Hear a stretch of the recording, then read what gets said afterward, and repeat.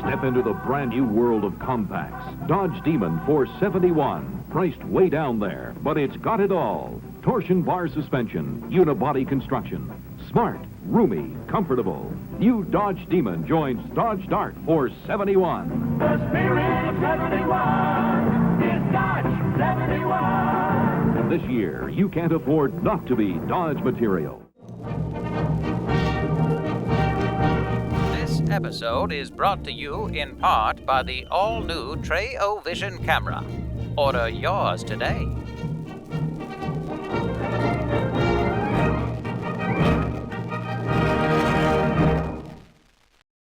To come across a 1971 Dodge Demon 340, well, that's a good thing. To come across a 1971 Dodge Demon 340 with a six-pack built by and sold by Mr. Norms, that's a great thing. You add in the fact that this car is not only all that, but it is loaded with documentation, and you name it on the documentation. One of the most documented cars we've ever done. We have the original Monroney window sticker for it. We have the point of sale from Grant Spalding Dodge showing how much money they paid for it, how much money was put down. The entire deal is right there. We have the original key tag, the original keys, the code on it, the envelope that those keys came in. Literally, we have every single piece of literature and documentation that a person would have got when they went in and bought that car brand new. Somebody somewhere had the forethought to save all of that documentation and keep it preserved and in good shape so that one day it could go with the car. Well, here we are. It's one day. And that car, very likely, because of all this documentation and being a Mr. Norm's car, is a one of one ever made. This time on Graveyard Carz, Mark and Justin begin assembly on the ultra-rare and highly documented 1971 Mr. Norm's Dodge Demon. Then, the team shifts gears to focus on a Graveyard Dreams made-to-order 1969 Charger tribute car. But can the ghouls get these gorgeous Mopar icons on track and through the shop? Or will a miscommunication grind progress to a halt? Why wait 3 months after we put the drivetrain in it? Sir, has not been 3 months. That drivetrain's been in there for over 3 months. 3 months he takes to do that. This is what I deal with all day long. Look at it. Find out on this episode of Graveyard Carz.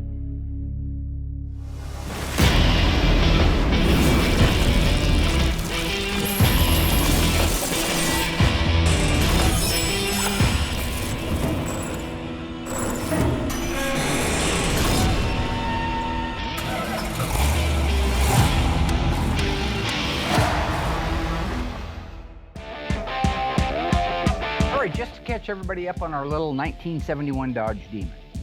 This is our Mr. Norm's car. This is a real Mr. Norm's car. As mentioned earlier, very well documented car, perhaps one of the most documented cars we've ever had. The fact that it's a Mr. Norm's car and documented the way it is even better yet. Now, when we got the car, it was partially disassembled. I knew it had some rust. The rust was what I would refer to as middle of the road rust, okay? Meaning there was a lot of things like the main floor, the trunk floor extensions, they had to be replaced. But other areas such as the rockers or the side of the firewall or cowl side panels, these needed small patches in them. So we were able to do that, and it didn't take a whole lot of time. Once it got through the metal shop, we kicked it to Mud. Mud had it for very little time because it's a pretty small car. And then they kicked it over to Will, who did a beautiful job of painting it.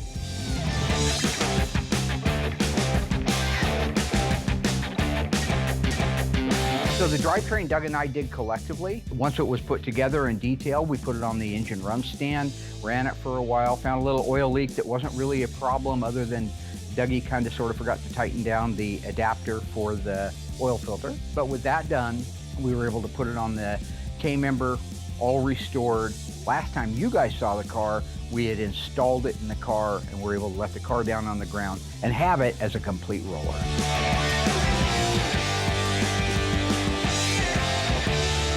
So one of the things that I told Justin a while back that I wanted to be involved with was the installing of the hood scoops and some of the front end ornamentation on it. Now, we should have had that done a long time ago, but Will is just now getting to the blackout on it.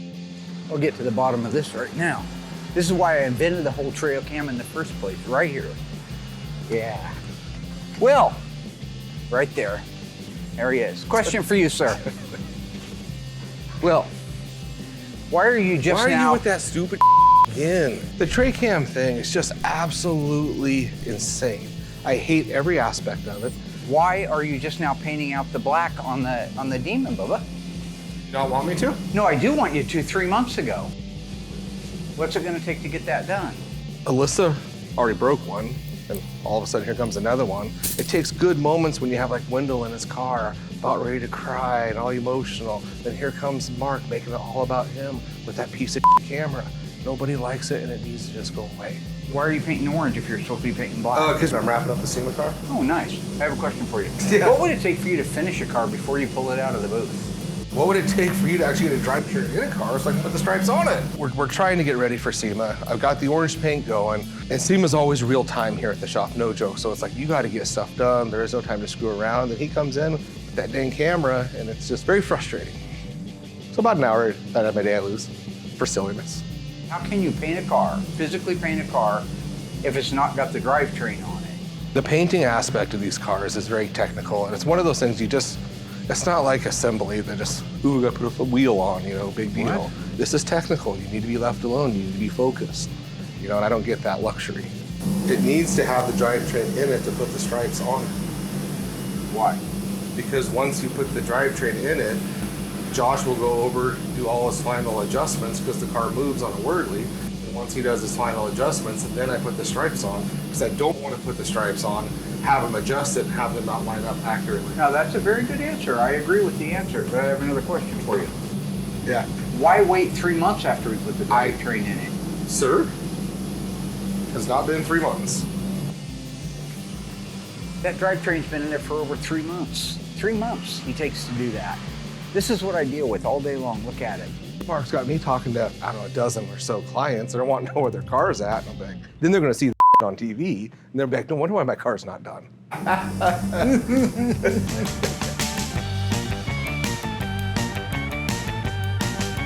So when it comes to using our hot rod black paint that we use to duplicate the stripes, it's a real finicky product. And what I'm saying is, for the best results for this, it needs to be below 70 degrees and dry naturally. If you bake it or if it gets too hot, it dries uneven. In the great state of Oregon here, it's 90 degrees.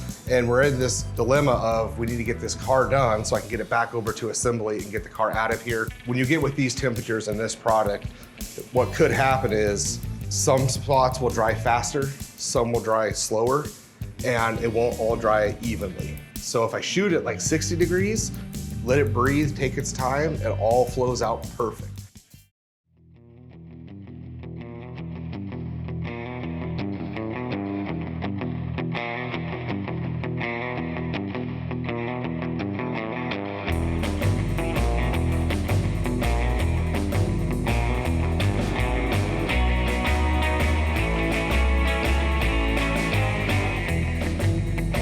Despite all of Mark's foolishness, the blackout came out great, and I can kick it over to assembly.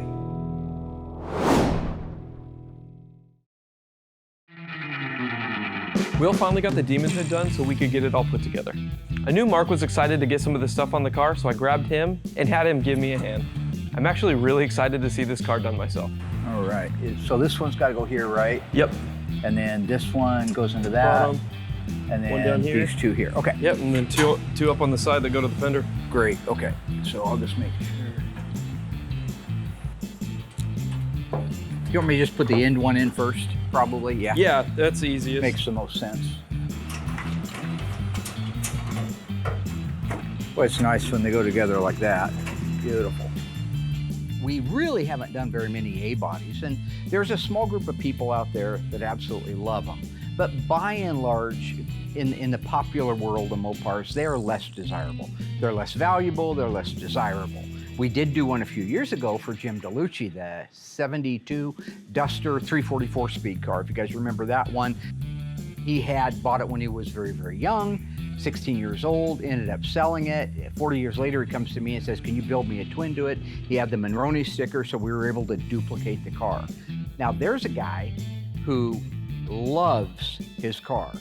every single weekend I get a text from him or a Facebook message with him going to another show, winning another trophy. You should see him.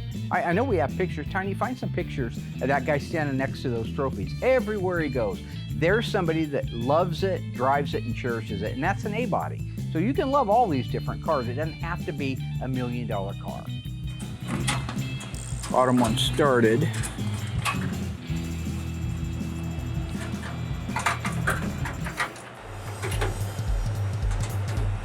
Okay, all started. There we go. Good. So look at how nice that just begins to finish off the front end of that car. It's amazing how beautiful everything is when it's new and fresh and restored the way it's supposed to be. Absolutely gorgeous. I love that. This was such a straight car when it first came in, wasn't it? It was a real straight non-wreck car. Okay. But it was pretty rusty. We did a lot of panels on it. Really? Gotcha. Yeah. Okay. I had forgot how many panels. I was looking back through pictures recently and I realized how many there were. So just real quick, I'll explain what I meant by a lot of rust. As I had mentioned earlier, it did have some rust issues. I don't want to give people the impression it was a rust bucket. It was not. It was a good, complete car, although it was partially disassembled and wearing its original paint when it came to me.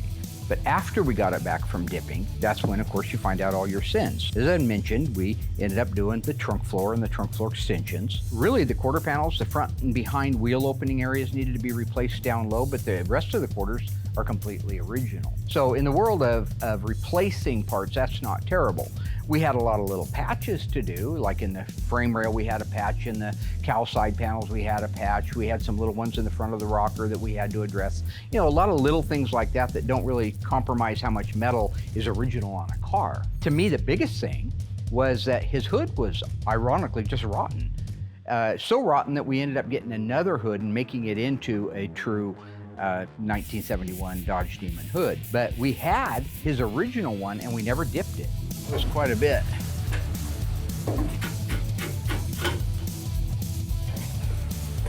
This side, You got it? fitting the same way it did the other day. Which is good or bad? What bad? Gotcha. Okay, this thing was nice and sucked in when I first did this.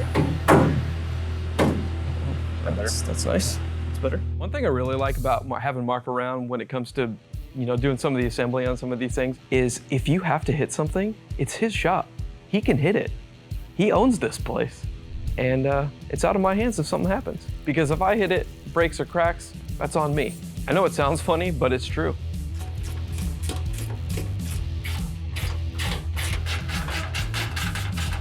Okay, so he's going to finish tightening down the last two bolts on the valance. The next thing we're going to put in are the front side markers. Notice this is chrome. That's because it's a Dodge. Dodge chromed their bezels on a lot of their cars. Not all of them, because Tony gets mad when I say all of them. He'll tell me some car that they didn't. But on this car, the front end is a Dodge Dart, the back end is a Plymouth Duster. So on the Dodge Dart fenders, you got a chrome bezel. Isn't that pretty? But what Mopar didn't want, Dodge didn't want, was to mix that with a Duster, which is what the back end of the car is, painted bezel. So they actually chromed the bezel from the factory so that it would match the front. It's a really neat thing to see. So they would have had to make this part in chrome. This would have had to have a different part number on it. We have to a full-on different part number? It would have to be, right? 'Cause Okay. They had painted ones. Most of them were painted. Some of them were chrome. This would have had to have a chrome part number on it. So we sent them out and had them re-chromed. Beautiful little piece right there. Yeah, they turned out really And nice. the only other thing to show you on this is the retainer that's going to hold these in the front. See these little cutters right here? These are designed to cut into the paint because this is going to count on this unit grounding it. There is no individual ground for it. It counts on this grounding to the fender, grounding to the light. So you want to put the side marker in? Let's do it. I'm gonna have to ask Tony whether or not these are the same as a Challenger or a Charger. I bet it could be. No, these would swoop up to like a point. On a Challenger they Yeah. would, so maybe a Charger? A Charger doesn't swoop up. Yeah, maybe it's like A 70 Charger, yeah. Okay, so he's gonna put the retainer on. Look how nice that looks. You got that, camera boy? Isn't that beautiful? Love that new stuff. So I know the guy's anxious to get it back. We've had it for quite a while. But I'm gonna kind of be sad to see it go in as much as it's the only Mr. Norm's car we've ever had a chance to work on. Got it? Yep. Great. Okay, let's go put the other side on. You ready? All right. I'm liking that. Centered in the opening, ready when you are. Go back just a hair. Yeah, you have to set these just right in there because there's a little movement. So if it's not squared right in the opening of the side marker, it's not gonna look right. So go forward, backwards, up, down, whatever you have to do to get it. That's it right there. So I think the best part's coming up. Hood scoops and hood pins. Oh yeah. Is that what we got left? And rear side markers. Nice.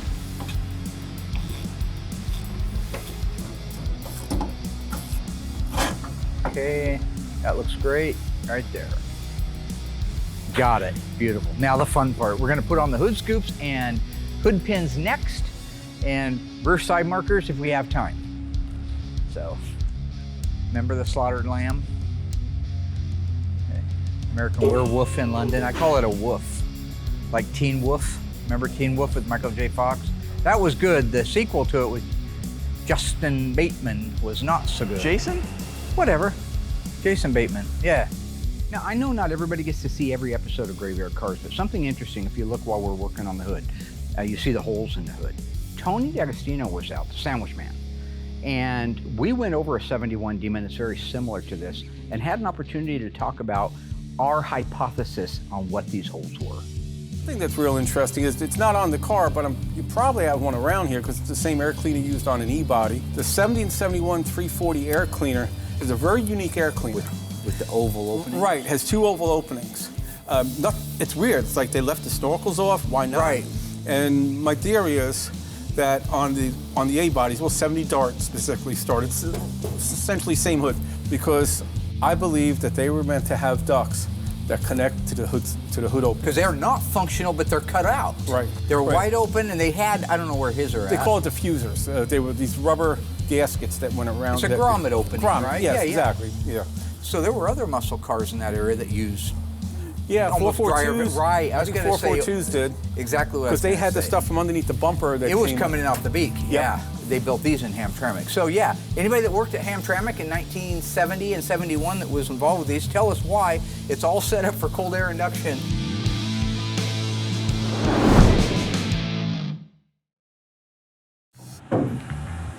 Lined up. Yep. Lined up, lined up, lined up, lined up.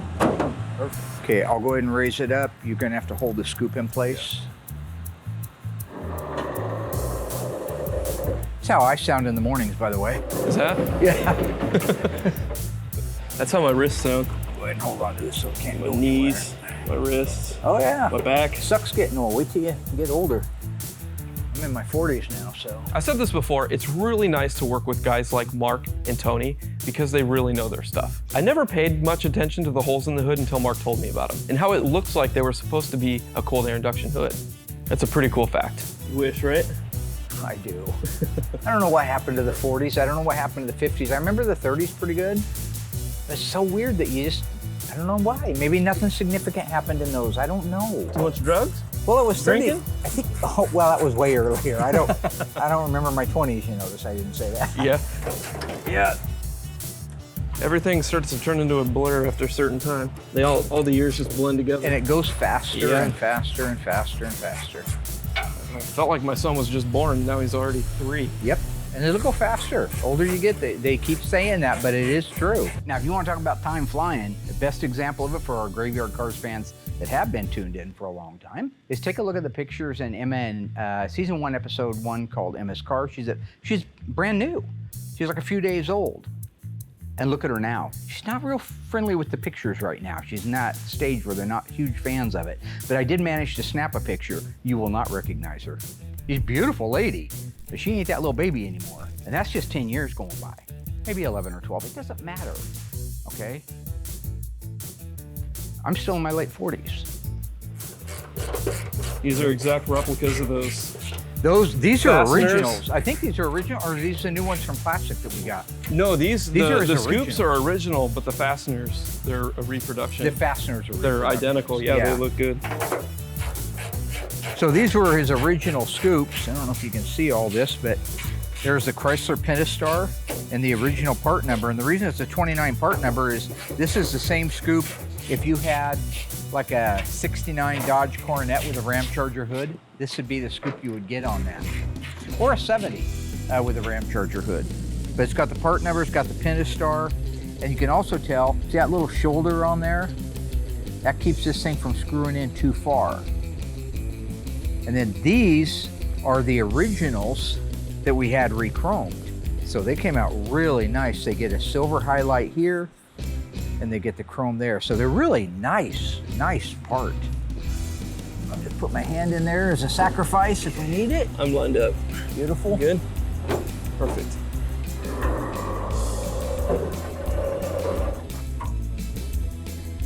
Overall, it's really coming out nice. Very It'd be a nice, clean little car. Very clean. And it's just gone together so nicely. Yeah. I love that. Past few cars have gone together super nice. Mm-hmm. Yeah, well, Ledford was such a nice car when it showed up. It was just a dream. Gay was too. Yep. His 71 Runner. It was a really just a sweet car. Probably my two favorite ones. I agree completely with Mark on this. When I put a drivetrain together on a car like Mr. Gay's 71 Roadrunner or the blue Super B 446 pack, I can tell without seeing the car how nice it was to begin with. I know this car was a nice complete car too. But because it was from the Midwest, all the suspension parts were completely rusted and pitted. We had to use donor parts on the hard parts that don't get replaced. I know we had to find a date-coded 8 3/4 rear end housing because of the pitting that his had. All of the front suspension was just rotted and pitted, like the upper and lower control arms. Tie rod sleeves, drag link, even the K-member had hours of body work before it could get painted. But I was fortunate because we had the parts to use. Okay, while he's bolting that down, I'll show you this. So these are the hood pin bezels. Now, I just want to show this because we've actually never talked about this before.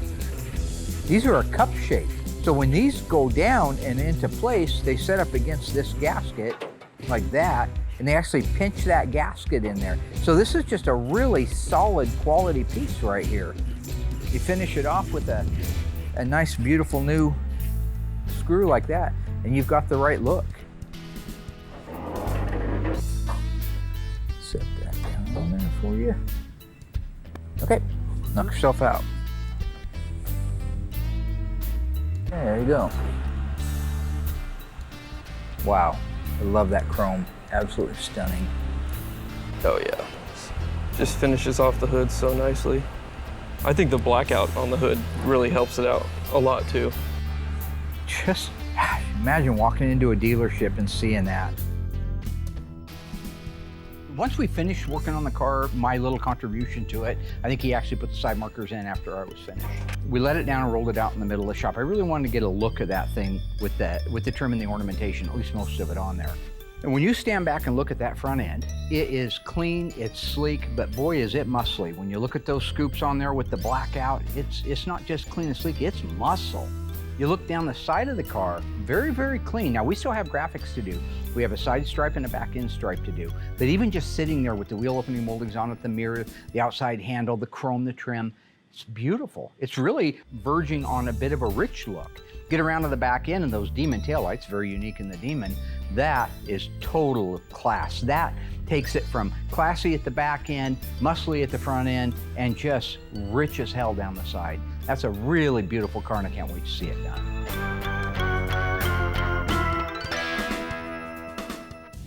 Still to come. With the ultra-rare Mr. Norm's Dodge Demon at a stopping point, the ghouls shift gears to a 1969 Tribute Charger. But a graveyard dream isn't always a dream build. Right along with this made-to-order monster, accelerating through metal, mud, and final paint on its way to getting a J-code Hemi automatic engine. Coming up when Graveyard Carz returns. So I was sitting at home with my new baby, who is only 3 weeks old, Tiny Trey, my dad calls him, but his name is actually Giannis. And my dad sent me over a link to the new autopsy reports, since I can't do them this season. Hi, I'm Cousin Dougie. That was bad, that was horrible. Hi, I'm Cousin Dougie. What, do I start now? So I'm no critic, but I do have eyes and a brain, and I can tell that my inheritance is about to go up in flames. E63 represents a 384 barrel something. So I told my dad that he can stay home with Tiny T and I'll go in and do the autopsy reports, okay?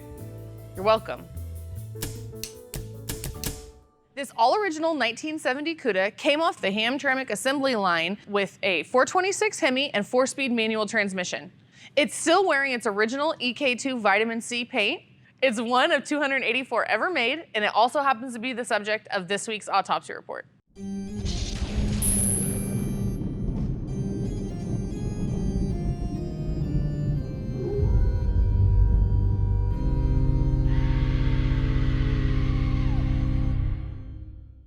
So remember when you're reading a fender tag that you go from left to right, bottom to top. So let's start at the left lower corner. E74 represents a 426 Hemi. D21, 4-speed manual transmission. BS23 means it's a Barracuda, special price class, and a 2-door hardtop. R0B. R means 426 Hemi. 0 means 1970, which represents the model year. And B represents the assembly plant, which is Hamtramck, Michigan.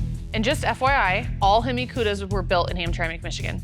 199578 is the serial number. Okay, next row up, starting on the left. EK2, which is vitamin C orange. H6X9 is all vinyl, black bucket seats. 000, one-piece interior trim panel. B22 represents when the car was built, which is November 22nd, 1969. 001820 is the shipping order number. Going up a row on the left, EK2. This means the top of the car is painted vitamin C. A04, basic radio group. A33, track pack axle package. A62, rally instrument cluster. C55, bucket seats. G33, left-hand outside chrome racing mirror. Up to the next row, J45, hood pin tie downs. M21, drip rail moldings. M25, body sill moldings. M31, body belt moldings. M88, deck molding treatment. N41, dual exhaust. On the next row, we have N42, bright exhaust tips. N85, tachometer.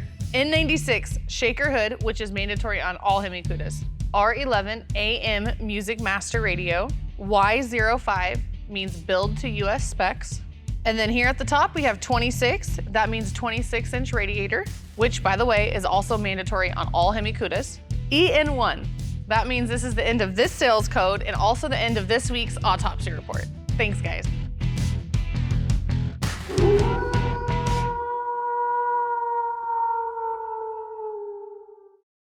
It's a thing of beauty, isn't it? 1969 Dodge Charger SE. Charger excitement in a stunning new special edition. Packed with extras that aren't extra on this one. In here, a world of vinyls and leathers and wood grain luxury. A new front grille just for looks, and an optional 440 Magnum V8 just for kicks.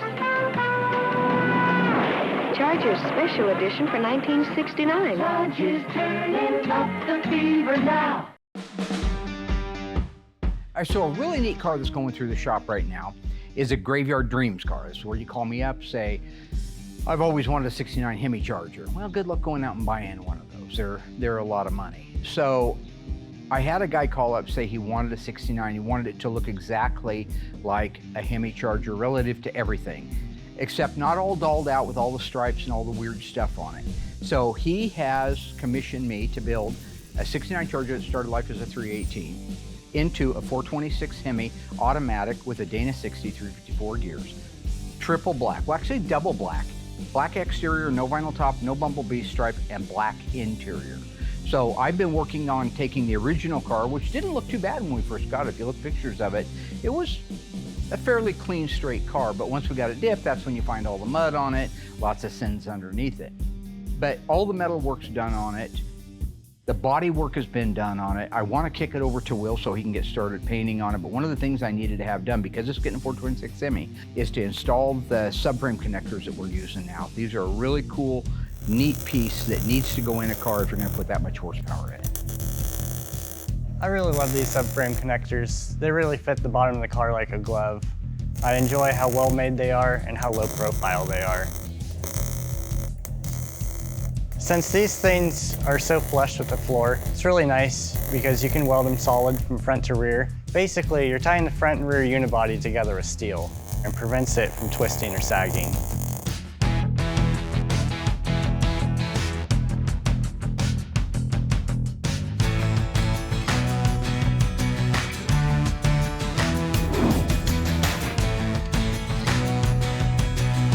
So we got this 69 Charger. It's a Hemi tribute car. It's going black, gorgeous car. Because it is black, I'm able to get right on it and panel paint the whole thing, where with a metallic, I can't do that. So I can do this whole car in pieces. You know, painting these cars apart, it is a little more time consuming, but it is easier. But you gotta get the jam work done first, and then once all the jam work's done and it's fully cured, then we can flip it over and start the paint on the other side.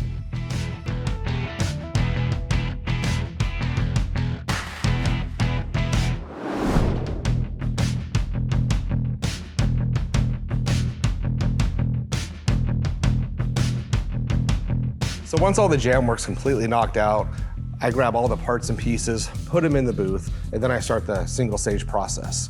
I use the 9300, which is a high solids single stage. It's a great product, but you gotta be very careful with it and give it time in between coats so you don't have like solvent pop or something like that. But the end result is a super high finish and it buffs out gorgeous.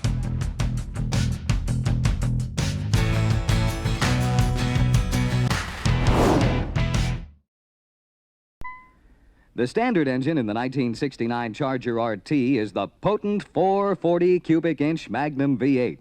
And there's only one step up from there, the 426 Hemi. And it moves.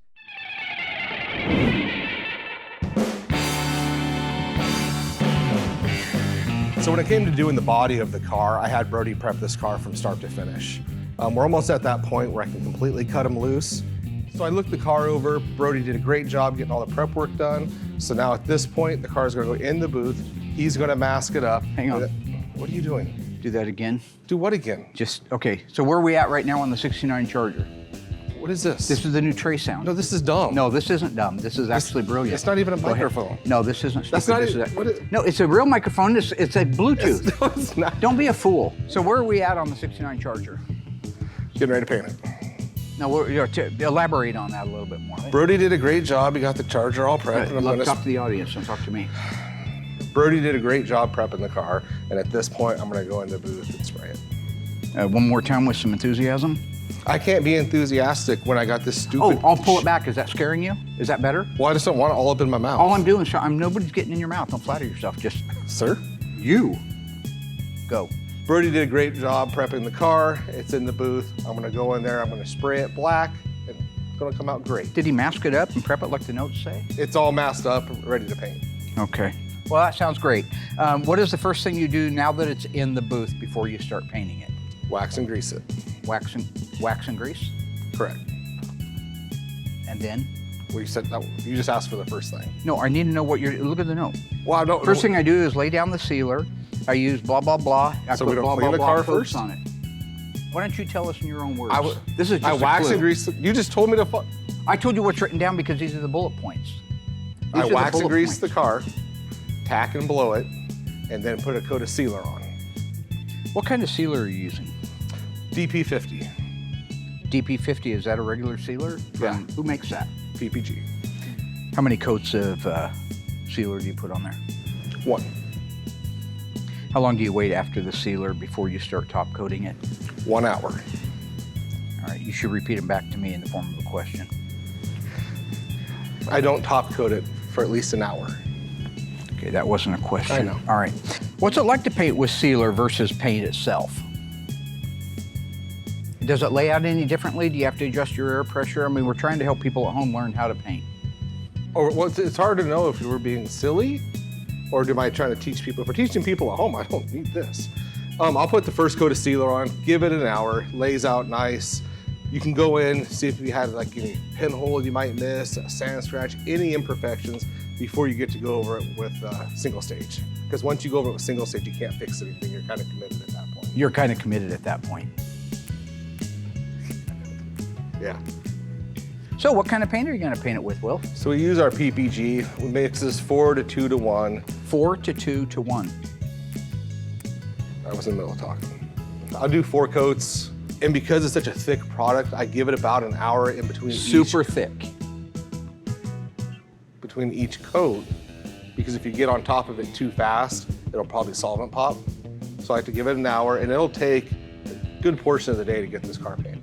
Do you have a particular pattern or style that you like to do as you lay down the color? Not on a solid color. I do not. So is it fair to say you just start at the bottom of the rocker and then you jump over to the other side and then maybe to the back? Or do you have a rhythm? It depends. A lot of times I'll start at the top of the roof. Starts at the top of the roof. And work my way down to the bottom of the rocker, and then go to the other side of the car and repeat the same steps. That's fantastic. What do you do after you've done that the first time? Have a cup of coffee, tell Heather I love her, and then wait 1 hour. Loves Heather, waits an hour. Now, after you've done the paint work on it, how long does it have to set? Don't you want to talk to this? After you've done the paint work, do you lay it out exactly the way you want it to look? Or do you put it on with like a little bit of orange peel and you know it'll flow out? Tell the people what to expect from the paint. So my last coat, there is a little bit of peel in it because especially on a black car, you don't want to have a run or any issue because you're not going to get it out 100% more than likely. So I'd rather have a So it's fair to say that the blacks are harder to work with? No. That's really great to hear. Okay, let me just turn over here.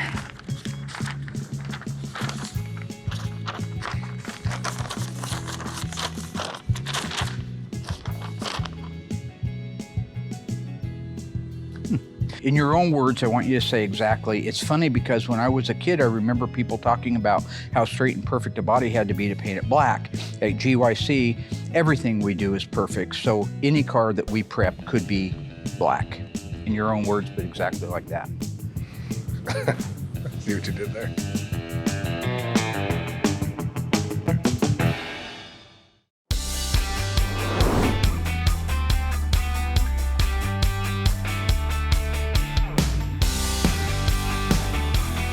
The paint work went superb on the 69 Charger. Will was involved with the final panel assembly over in the assembly shop. A lot of pieces to put on there, but when it's all done right and the wet sand's done right and the buffing's done and the undercoating's done, it really is just a matter of final assembly.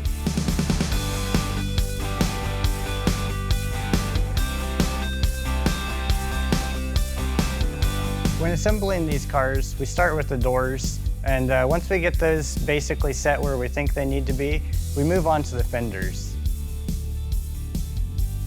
After the fenders are in place, next part's the hood.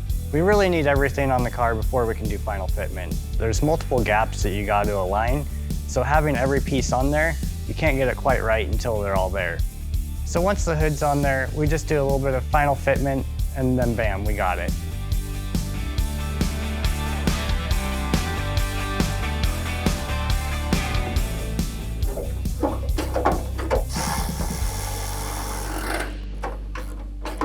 Whew, there you go. God. Thank you, Will. It's stressful. Stay tuned.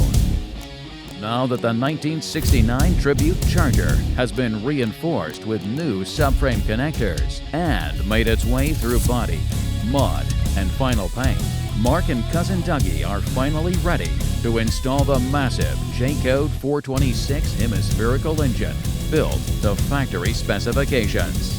Coming up in the conclusion of Graveyard Cars. The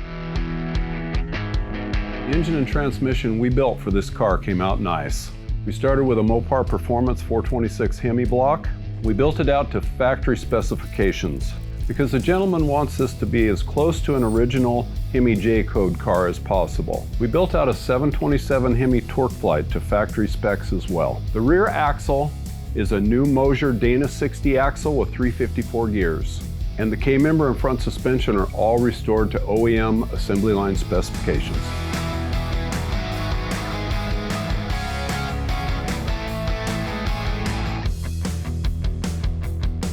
Doug and I are getting ready to install the 426 Hemi in our 1969 Dodge Charger dream car. Doug's built out most of this stuff. I actually bought this car for a guy out of Florida, and his intention was to have a 69 Hemi Charger RT look-alike with air conditioning, which was not available, by the way. You could not get air conditioning in a 426 Hemi or any cold air induction cars because there wasn't enough room for those air cleaners and the AC compressor. Classic Auto Air is providing us with a low profile compressor and all the bracketry so we can run air conditioning on our Charger. Nice. Now the other thing we learned last time, right Doug? Uh-huh. When we put a Hemi in was to take the passenger side valve cover off. Quite the hard way. There's not enough room for all. You can either take the steering gear off, which makes it easy, or you take off the right-hand valve cover. So Doug is going to take the right-hand valve cover off of it.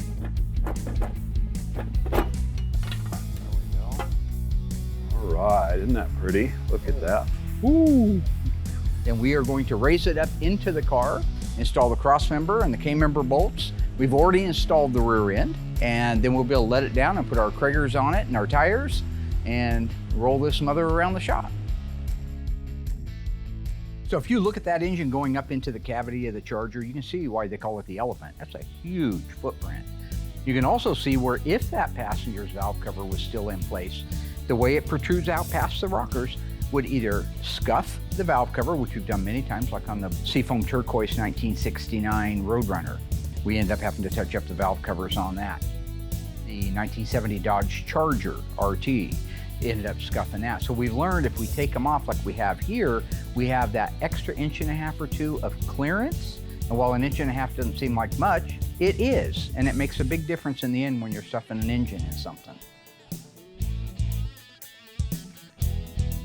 Okay, so we got the engine and transmission in. We're gonna get everything buttoned up, put the upper control arms in place, torsion bars, and then we'll let it down and see if we can round up some wheels and tires for it. Good job, Dougie. Thank you, Mark. So the drivetrain in the car went in perfectly. It's beautiful. This car is really gonna be a neat one when it's finished. You look underneath it and you know, it's all 1969 Hemi Charger. That's what it looks like from the underside. We rolled it out into the middle of the shop. We actually had to pull it away from the assembly tech that we assigned it to. He was so anxious to start putting parts on it that I think he put handles, mirrors, and glass in it before we could get our final shots of just the drivetrain. But when you stand back now and you look at that car, you can see that it's, if nothing else, it's very, very sleek. It looks tough, it looks sinister. The guy that had us build the car for him was a big fan of the Steve McQueen movie, Bullet. You all know what that is. And he wanted to keep it plain. But when you put a car like that plain and you stand back and look at it with the Kragers, with the wheels, tires, and now it's got a little bit of chrome on it, that is just a sinister, wicked looking car. When you look at all that and put it together as a package with 426 Hemi, this will be one for the record books. This is a graveyard dreams car that should bring years of enjoyment to him, just like the little Duster did for Mr. DeLuigi. Dream Maker.